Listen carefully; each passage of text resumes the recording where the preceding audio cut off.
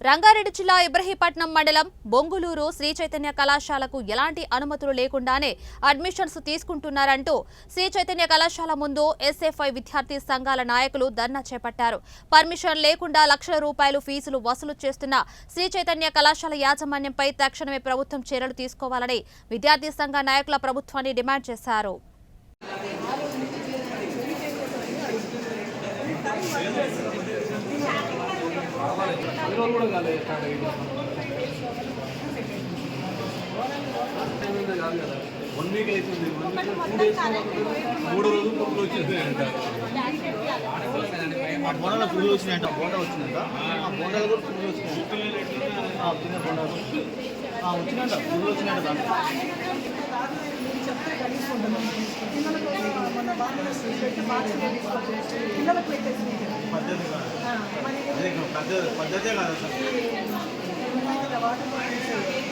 రంగారెడ్డి జిల్లా కార్యదర్శిని బొంగులూరు పరిధిలో ఉన్నటువంటి శ్రీ చైతన్య కళాశాల పర్మిషన్ లేకుండా బిల్డింగ్ కన్స్ట్రక్షన్ నడుస్తున్నటువంటి సందర్భంలోనే అడ్మిషన్లు తీసుకొని ఈరోజు విద్యాసంస్థ నడుపుతున్నటువంటి పరిస్థితి ఉంది.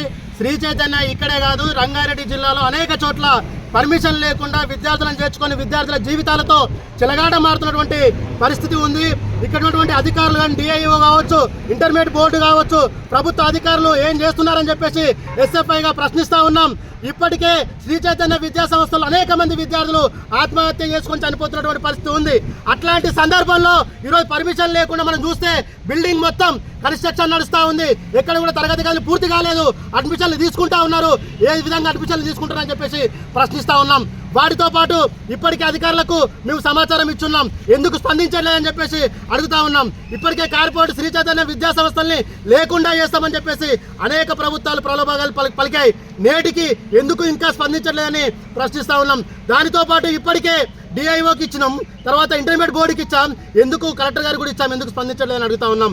వీళ్ళు శ్రీ చైతన్య విద్యా సంస్థలు తమ ఇష్టానుసారంగా అడ్డగోలుగా ఫీజులు తీసుకుంటూ తమకు నచ్చినట్టుగా ఈరోజు ప్రభుత్వ నిబంధనలు తుంగలో దొక్కుతూ ఈరోజు విద్యా సంస్థలను నడుపుతున్నటువంటి పరిస్థితి ఉంది.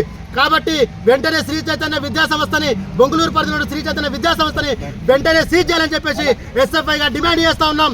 లేని పక్షంలో ఖచ్చితంగా విద్యార్థులందరినీ చైతన్యం చేస్తాం, కరపత్రం పంచుతాం, ఖచ్చితంగా వీటిపైన ఖచ్చితంగా సీజ్ చేసేంత వరకు పోరాడతామని చెప్పేసి ఈ సందర్భంగా తెలియజేస్తాం.